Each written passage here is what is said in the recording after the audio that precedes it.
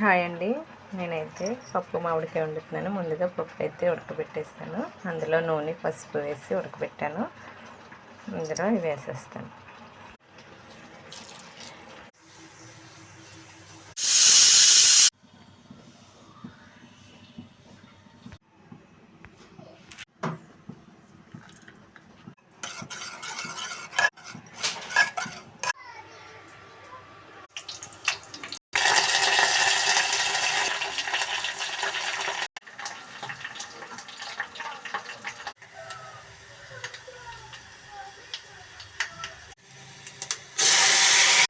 Ready అయిపోయిందండి పప్పు మామిడికాయ. లాస్ట్లో కొత్తిమీర అయితే వేస్తున్నాను. ఈ వీడియో నచ్చితే లైక్ చేయండి, షేర్ చేయండి, సబ్స్క్రైబ్ చేయండి. థ్యాంక్ యూ అండి.